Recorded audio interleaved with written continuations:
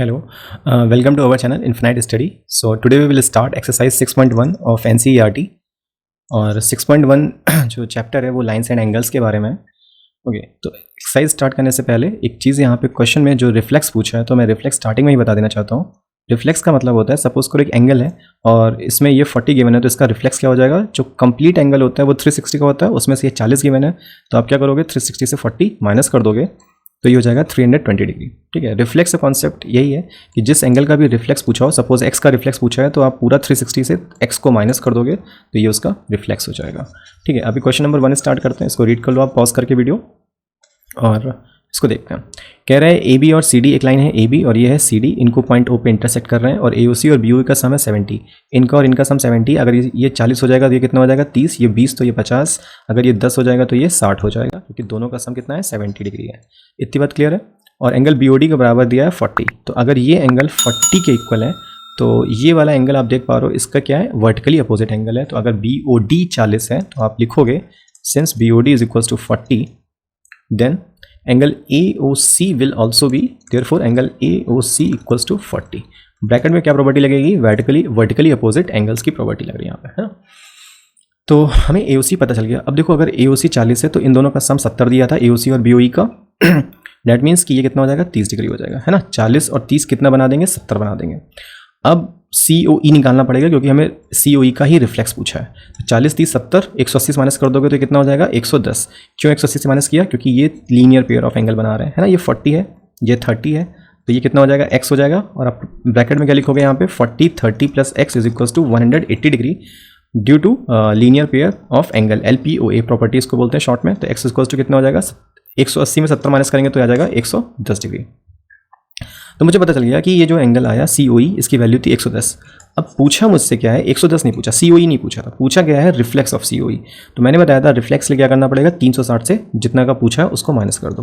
तो 360 minus 110 0 6 5 250, that means कि reflex of COE is equals to 250 degree. ये था क्वेश्चन नंबर 1। अभी स्टार्ट करने जाते हैं इस एक्सरसाइज का क्वेश्चन नंबर 2।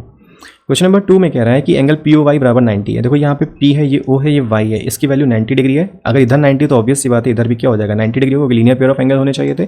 और A और B का रेशियो दिया है 2:3। ओके, इस तरह के क्वेश्चन हम लोग 8th में भी लगा चुके हैं। देखो ये एंगल A की वैल्यू है रेशियो 2 और B की वैल्यू है 3।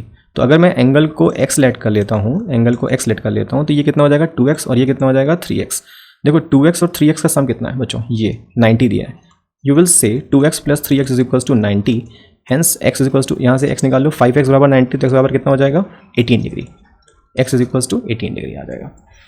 अगर x 18 है तो आप बोलोगे कि 2x वाला एंगल कितना हो जाएगा 2 into 18 that means 36 degree.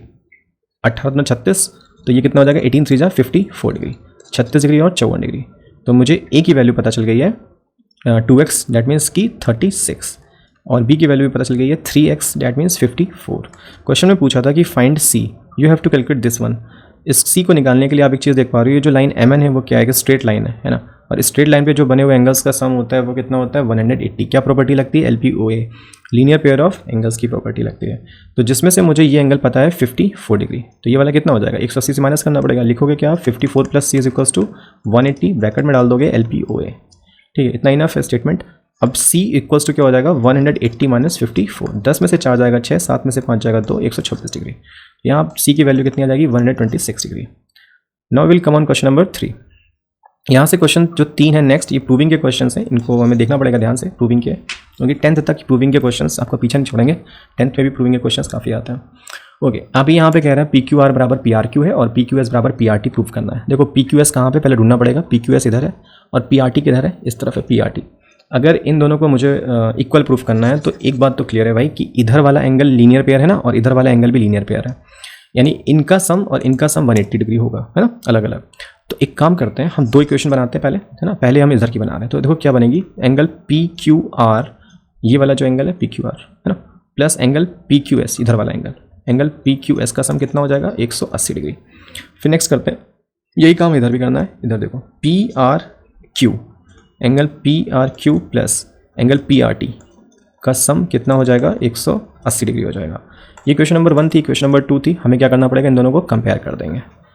Compare करने पे पता चलता है कि ये जब इसके बराबर है ये भी इसके बराबर है, दोनों आपस में बराबर हो जाएंगे। तो क्या लिखेंगे PQR plus P Q S equals to angle P R Q plus angle P R T. अब देखो ये दोनों अगर इक्वल हैं तो इसमें गिवन क्या था, पी क्यू आर बराबर क्या लिखा था, पी आर क्यू। तो जहाँ पी क्यू आर है वहाँ मैं क्या लिखने जा रहा हूँ, P R Q plus P Q S equals to क्या हो जाएगा, angle P R Q plus angle P R T. अब ये दिख रहा है कि साफ साफ कैंसिल हो रहे हैं, कौन, पी आर क्यू और पी आर क्यू दूसरे से कैंसिल हो रहे हैं। तो काटने के बाद क्या बच के आ रहा है, P Q S equals to angle P R T. हमें यही प्रूफ करना था क्वेश्चन में, ये दोनों प्रूफ हो गए। शुरुआत कहाँ से की थी क्वेश्चन की, जब ये वाला एंगल और ये वाला एंगल का सम 180 and angle this also a 180, फिर दो क्वेश्चन बना के एक दूसरे के इक्वल कर दिया था। Okay, now we will come on question number 4। Question number 4 क्या कहता है, ये कंप्लीट एंगल पे प्रॉपर्टी है इसकी, प्रूफ करो A B is a line. देखो ए बी किसी भी लाइन को स्ट्रेट लाइन कब प्रूफ कर सकते हैं, जब उस पर जो बनने वाले एंगल्स हैं उनका सम कितना हो जाए, 180 डिग्री हो जाए। तो हमें कुछ इस तरह करना है कि या तो एक्स जेड 180 कर दें या तो एक्स प्लस वाई 180 कर दें। फिलहाल हम स्टार्ट करते हैं क्वेश्चन अपना। एंड क्वेश्चन में कह रहा है X plus Y plus Z plus W कितना है, 360 के बराबर है। क्यों बराबर है, क्योंकि कंप्लीट एंगल का सम कितना होता है, 360 होता है। ठीक है, अगर मुझे ये पता चल गया तो क्वेश्चन में गिवन था पहले से ही कि एक्स प्लस वाई का सम कितना है, डब्ल्यू प्लस जेड के बराबर है। जहाँ पे एक्स प्लस वाई है वहाँ पे मैं लिखने वाला हूँ W plus Z, Z plus W is equals to कितना है, 360। देखो दो बार डब्ल्यू आ रहा है, दो बार जेड आ रहा है, तो दो कॉमन लेके क्या कर देंगे, जेड प्लस डब्ल्यू बराबर 360। क्या हो जाएगा, जेड प्लस डब्ल्यू की वैल्यू हो जाएगी 360/2, ये दोनों कैंसिल हो जाएंगे, कितना हो जाएगा 180 degree, right. And the answer will be 180। तो देखो जेड प्लस डब्ल्यू का सम कितना आ रहा है, 180 आ रहा है। और ऐसा कभी तब पॉसिबल है ना जब दोनों क्या हो, एक स्ट्रेट लाइन पे बने एंगल्स हो, तभी तो 180 निकलेगा, है ना। Hence proved. क्वेश्चन नंबर 5 पे स्टार्ट करते हैं। ये जो क्वेश्चन नंबर 5 है क्या कह रहा है कि P Q as a line, okay, P Q एक लाइन है और ओ आर परपेंडिकुलर है पी क्यू पे। ठीक है, सही बात है। देखो इधर भी 90 डिग्री अगर परपेंडिकुलर तो ऑब्वियस सी बात है ना, इधर भी 90 डिग्री होगा, है ना, तभी तो 180 बनेगा। लीनियर पेयर प्रॉपर्टी को एग्जिस्ट होनी चाहिए। ओ एस एक अनदर रे है जो ओ पी और ओ आर के बीच में, तो प्रूफ करके लाना है हमें ये स्टेटमेंट कि आर ओ एस बराबर half minus this and this. तो कहाँ से शुरुआत करेंगे इसकी क्वेश्चन की, देखो इधर 90 डिग्री है और इधर भी 90 डिग्री है, तो पहले हम इस 90 को पकड़ते हैं। ऐसा क्वेश्चन अभी पीछे भी करा था हम लोगों ने एनसीईआरटी में। तो देखो जो एंगल आर ओ पी है ये कितना है, 90 डिग्री है। हम लोग यहीं से शुरुआत करते हैं, ठीक है। और इधर राइट हैंड में देखो ये वाला, इसमें क्या है, angle R O Q 90 degree है ना, आर ओ क्यू 90 डिग्री है। देखो ये आर ओ पी 90 कैसे बना था, ये आर ओ पी 90 डिग्री कैसे बना था, जब आप इस एंगल और इस एंगल का सम करोगे तो ही तो ये पूरा 90 डिग्री बनेगा। तो बस इसको इक्वेशन के फॉर्म में लिखना है अभी मुझे। आर ओ पी बराबर 90, आर ओ पी कैसे बनाया, आर ओ पी बनाया एस ओ पी से, है ना, P O S, angle P O S plus angle R O S का जो सम है, आर ओ एस का जो सम है वो कितना है बच्चों, 90 डिग्री है ना। तो यहाँ से आर ओ एस को मैं निकाल दूंगा। आर ओ सी क्यों निकाला, क्योंकि मुझे लेफ्ट हैंड साइड में जो प्रूविंग दे रखा है उसमें आर ओ एस पूछा गया है। ये कितना हो जाएगा, 90 minus angle P O S, है ना, 90 minus angle P O S. क्या इतनी बात क्लियर हो गई। ये क्वेश्चन नंबर 1 यहाँ पे बोल देते हैं। अब आर ओ क्यू की वैल्यू 90, अब ये आर ओ क्यू कैसे बना होगा, आर ओ क्यू बना है इस पूरे एंगल से, जब इतना एंगल माइनस किया गया तो ये वाला एंगल 90 डिग्री निकल के आया है। तो लिखेंगे कैसे स्टेटमेंट में, जब एंगल क्यू ओ एस से माइनस करना पड़ेगा हमें एंगल ये R O S, angle R O S बराबर कितना हो जाएगा, 90 डिग्री। हम यहाँ पे ये कह सकते हैं कि एंगल आर ओ एस कैसे निकलेगा, इसको उधर ले जाएंगे तो प्लस में हो जाएगा, एंगल आर ओ एस ये इधर आएगा तो माइनस में हो जाएगा, angle Q O S minus का 90 डिग्री। देखो ये क्वेश्चन नंबर 2 तैयार हो गई। इधर भी आर ओ एस है और इधर भी आर ओ एस है, तो हम क्या करने वाले हैं, अभी दोनों आर ओ एस और आर ओ एस यानी इक्वेशन नंबर 1 और इक्वेशन नंबर 2 को ऐड करने जा रहे हैं। ऐड करते हैं तो हमें क्या मिलेगा, देखते हैं। एंगल आर ओ एस बराबर 90 माइनस पी ओ एस, और ये वाली इक्वेशन क्या है, angle R O S equal, देखो 90 इधर माइनस में तो कोई दिक्कत नहीं, हम 90 को माइनस में रखते हैं, और जो मेरा क्यू एस है वो प्लस में, तो इधर रख देते हैं क्यू एस को प्लस में। कुछ भी चेंज नहीं किया, किसी माइनस माइनस से मल्टीप्लाई करने की जरूरत नहीं, कुछ भी नहीं, जो जैसा लिखा था ना वैसे ही बस लिखते जाना है। दोनों को ऐड कर देना है ना। ऐड करने पे पता चल रहा है कि दोनों आपस में कैंसिल हो रहे हैं। 90 माइनस 90 तो 0 हो जाएगा। तो लेकिन ये जो आर ओ एस वो कितना हो जाएगा, 2 एंगल आर ओ एस, और इधर से क्या निकलेगा, angle Q O S minus angle P O S, right.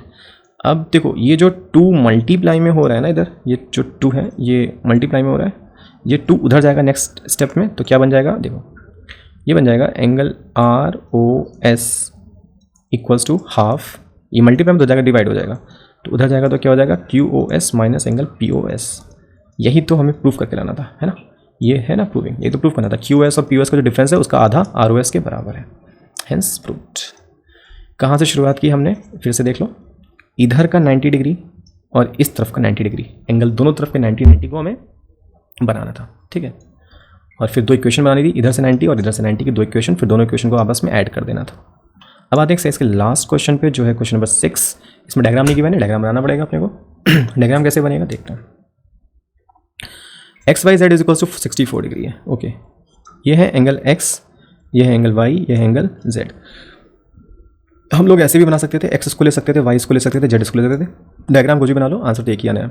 फिर कह रहा है कि एक्स वाई को प्रोड्यूस किया गया है पी पर। देखो ये एक्स है, ये वाई है, इसको प्रोड्यूस कर दो, ये आगे की तरफ प्रोड्यूस किया गया। प्रोड्यूस करने का मतलब क्या होता है, आगे बढ़ाना है ना, इन्हांस कर देना। तो इसको प्रोड्यूस किया गया है पॉइंट पी पर। ओके, अब एक जेड वाई पी का बाइसेक्टर चाहिए। देखो जेड ये है, ये वाई है, ये पी है। जेड वाई पी का बाइसेक्टर ये एंगल है जिसका नाम है क्यू। जेड वाई पी के बाइसेक्टर का नाम दे दिया है क्यू। अब अगर बाइसेक्टर है तो एंगल बाइसेक्टर का मतलब क्या होता है, जो एंगल बाइसेक्टर होता है वो आपस में क्या होते हैं, इक्वल एंगल होते हैं। तो अगर ये वाला एंगल ए है तो ये वाला भी ऑटोमेटिक कितना हो जाएगा, ए हो जाएगा, राइट। अब यहाँ पे एक्स वाई जेड की वैल्यू कितनी दी थी क्वेश्चन में, 64।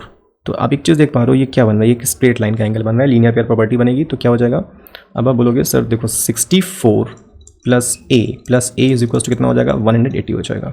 Date means 2a is equal to कितना हो जाएगा, 64 इससे माइनस करना पड़ेगा, 6 7 116।